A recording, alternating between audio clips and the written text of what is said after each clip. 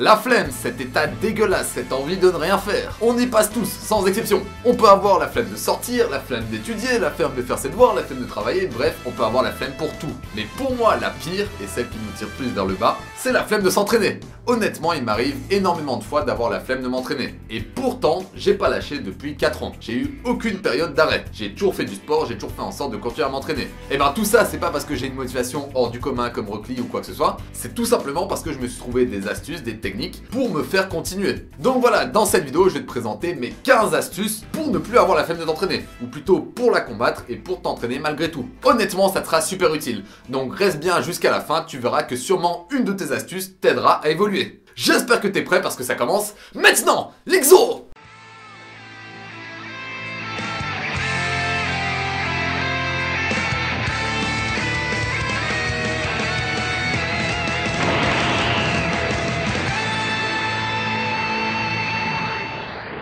Avant de commencer, un grand merci à tous ceux qui ont acheté la nouvelle gamme Manga Workout avec les t-shirts Zoro. Et pour ceux qui hésitent encore, foncez, il reste que quelques jours. On peut donc commencer. Alors, avant même de te donner mes astuces, il faut que tu comprennes d'où vient la flemme. Donc, je te partage mon avis dessus. Pour moi, la flemme, c'est tout simplement une addiction au confort. En gros, quand tu as la flemme de faire une activité, c'est que tu es en train de faire quelque chose auquel tu es beaucoup plus attaché. Alors, ça peut être n'importe quoi. Ça peut être dormir, ça peut être jouer, ça peut être tout simplement manger. Mais ce qui est sûr, c'est que rester dans cet état est beaucoup plus facile que se déplacer à l'état d'entraînement. Et ce qui est super intéressant, c'est que comme pour la peur, plus tu vas réfléchir, plus tu vas alimenter cet état. Donc voilà, les plus gros flemmards, tu les reconnais direct. C'est ceux qui balancent des débits d'excuses à la seconde. Tu peux être sûr que eux, ils ont déjà l'habitude de se trouver des excuses pour tout. C'est donc sur base de cette logique que je te propose ma première astuce. Et ce qui est intéressant, c'est qu'elle est aussi utile pour combattre la peur et pour plein d'autres choses. J'en avais déjà parlé, la première astuce, c'est tout simplement la règle des 3 secondes. Quand tu as peur ou quand tu as la flemme, ne laisse pas ton cerveau alimenter ce sentiment. Fonce sans réfléchir. Sors de ta zone de confort avant même de savoir que t'en es sorti. Et cette technique, il faut vraiment que tu la mettes en place pour tout. Il faut que tu deviennes un imbécile. Il faut que tu passes en mode ultra instinct. À mettre en pratique, c'est assez simple. Tu comptes jusqu'à 3 dans ta tête et avant même que le 3 arrive, t'es censé bouger. Franchement, c'est une règle assez simple, mais moi, elle m'a aidé énormément. Et je suis sûr que si vous le mettez en tête sérieusement, elle pourra en aider pas mal d'entre vous. Donc ne l'oubliez pas, la règle des 3 secondes. 1, 2, 3, boum, tu décolles. Deuxième astuce, observe-toi sur une journée et anticipe tes plus gros moments de flemme. Le plus gros défaut de tous les gens qui se lancent de nouveaux objectifs, qui ont de nouvelles résolutions, etc., c'est de croire qu'ils vont avoir une motivation stable. Si tu penses ça, t'es déjà foutu. C'est mal te connaître. Au cours d'une journée, c'est logique que ta motivation varie. Et c'est logique que t'as des moments où t'es plus la flemme. Ton corps est instable, que ça soit au niveau des hormones, que ça soit au niveau de l'énergie, que ça soit au niveau de ton état d'esprit. Enfin bref, tu dois te sortir de la tête que tu vas rester motivé toute la journée. Et ça de la même façon, parce que c'est faux. Donc cette astuce consiste à prendre un petit carnet et une petite feuille et à se poser la question pendant toute la journée. Est-ce que j'ai la flemme? 8h du mat, est-ce que j'ai la flemme? 10h du mat, est-ce que j'ai la flemme? Etc. Et tu fais ça pour toute une journée. Tu fais ça plusieurs jours et ça te permettra de voir quand sont tes plus gros moments de flemme. Et à partir de là, tu feras en sorte de rendre les tâches plus faciles à ce moment-là. Dit comme ça paraît con, mais le meilleur moyen de combattre la flemme, c'est avant tout de te connaître. Troisième astuce, là on va parler de conditionnement. Donc là c'est clairement adressé à combattre la flemme de s'entraîner. Le problème de beaucoup de gens qui ont les bonnes résolutions de s'entraîner, manger correctement, etc., c'est qu'ils oublient très vite. Ils oublient très vite et en fin de journée, ils se rappellent « Oh merde, je dois m'entraîner ». Ça, c'est vraiment pas l'état d'esprit à avoir, surtout si tu veux progresser. Un bon état d'esprit à avoir, c'est tout simplement se lever en ayant déjà en tête le fait que tu vas t'entraîner. Et comme tu vas t'entraîner, tu prépares ta journée en fonction de ces entraînements. Donc tu prépares tes repas de façon fixe et t'entres dans une routine qui va préparer ton entraînement. Une fois que tu auras fait tout ça, ça sera déjà beaucoup plus dur de nier l'entraînement. Si tu l'as préparé toute la journée, tu vas pas te dire au dernier moment « Bon, j'arrête ». Autre conseil pour faciliter ton conditionnement, tu prépares ton sac en avance. En gros, tu te laisses aucune excuse d'annuler. C'est aussi simple que ça. Quatrième astuce, lie tes entraînements à une activité stimulante. Donc si t'aimes vraiment pas t'entraîner et que t'as vraiment du mal à te lancer, je te conseille de lier tes entraînements à un truc que tu kiffes faire. On prend l'exemple des joueurs Dokkan par exemple. Je sais pas, tu pourrais fixer que à chaque fois que tu vas à la salle, tu te permets de jouer à Dokkan, une fois l'entraînement fini. Et ça uniquement à ce moment. Ou alors, autre exemple, tu peux capter des potes à la salle, parler avec eux après les entraînements, délirer, etc. C'est aussi un moyen stimulant de te motiver à aller t'entraîner. Cinquième astuce, fais un tableau qui récapitule ta semaine. Parce que la phrase qui alimente de plus la flemme, devine c'est laquelle? C'est « je m'entraînerai demain ». En gros, c'est la procrastination. Et un très bon moyen de la combattre, c'est d'avoir un visuel tous les jours sur tes entraînements et ton planning. Par exemple, si tu as prévu de t'entraîner 4 fois semaine, que t'es mercredi et que tu te dis déjà à demain, ça sera beaucoup plus dur d'utiliser cette excuse si t'as le tableau devant ta gueule. Si t'as le tableau qui te dit « Eh gros, il te reste 4 jours, t'es déjà dans la merde ». Donc voilà, moi je te conseille de te faire un tableau ou de prendre un calendrier sur lequel tu notes tes entraînements clairement. Quels vont être tes entraînements? Et de là, tu verras que tu auras déjà un peu plus de mal à dire « Je le ferai demain ». Parce que tu vas comprendre que si tu le fais demain, tu niques ta semaine. Sixième astuce, définis tes objectifs clairement. Un détail qui fait qu'énormément de monde arrête le sport, c'est que justement tout le monde arrive avec énormément d'objectifs. Tout le monde veut tout à la fois. Personne ne définit d'ordre de priorité dans ses objectifs. Et ça, c'est ce qui nous nique tous. Le fait de tout vouloir à la fois t'empêche de progresser sur des éléments spécifiques. Ce qui finit par te faire stagner et donc par te faire arrêter. Un exercice que je te conseille de faire, et celui-là il vient de moi à 100%, c'est tu te fais une liste. Alors t'écris tous les objectifs qui te passent par la tête. Donc comment tu procèdes? Tu prends une feuille, t'écris au milieu un mot. Par exemple, pour moi ça peut être PEC, tu vois, juste PEC. Ensuite tu penses à un autre objectif. Et là tu te poses la question, est-ce que ce second objectif va au-dessus ou en dessous de PEC?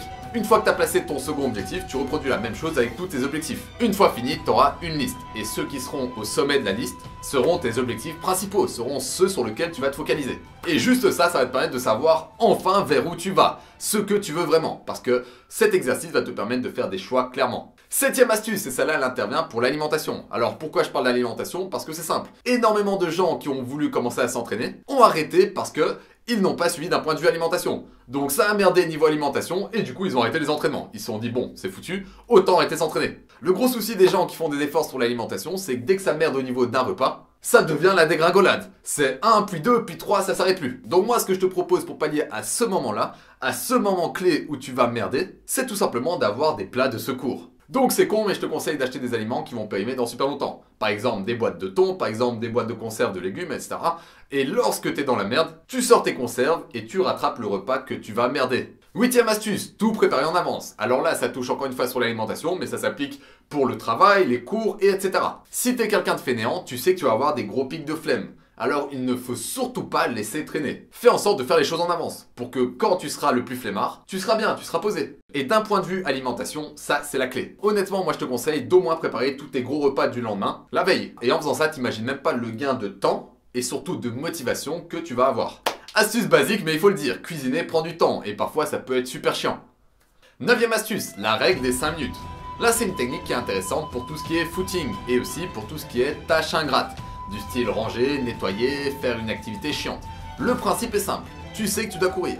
C'est ce que tu t'es fixé quand tu étais motivé. Mais une fois que le moment est venu de courir, tu te dis putain j'ai vraiment la flemme de courir pendant 1 heure. Si tu veux, cette flemme elle provient du niveau de difficulté que tu as fixé. En l'occurrence, courir autant de temps. Alors moi ce que je te conseille c'est quand ça arrive, ce que tu fais c'est tu te dis je vais courir un peu 3 minutes. Je vais faire un petit tour du quartier 3 minutes. Et une fois que tu seras lancé, il sera beaucoup plus facile de continuer et d'aller vers le temps que tu as fixé. Alors ça marche pour le footing, ça marche pour le cardio et ça marche aussi pour les tâches ingrates. Donc essaye un peu de te manipuler et de te fixer cette règle des 5 minutes. On va dire que c'est un bon moyen de faire une transition plus douce entre ton confort et la difficulté de l'entraînement. 10e astuce, fais ce que t'aimes. Là vous allez me jeter la pierre parce que l'astuce a l'air totalement teubée, mais en fait elle est plus que logique. Compose tes entraînements avec des exercices que t'aimes. Fais un sport que t'aimes. Va vers quelque chose qui te plaît. Et tu peux être sûr que ta flemme, tu vas l'exploser. Je vois beaucoup trop de gens qui s'imposent des programmes tout faits de d'autres personnes, d'autres youtubeurs, d'autres coachs, etc. mais qui ne leur plaisent pas. Et ces gens finissent par abandonner et se décourager. Donc il n'y a pas de secret, le meilleur entraînement, c'est celui que tu peux tenir sur la durée. Et une bonne façon de tenir un entraînement sur la durée, c'est de faire des exercices, un sport qu'on aime. Et cette astuce qui est totalement logique, elle vaut aussi pour le travail. Si tu fais un travail qui ne te plaît pas, bien entendu que tu vas avoir la flemme d'aller au travail. Alors je sais que c'est pas facile à faire comme ça, mais oriente au moins tes choix vers un maximum de trucs qui te plaisent. 11e astuce, la régularité.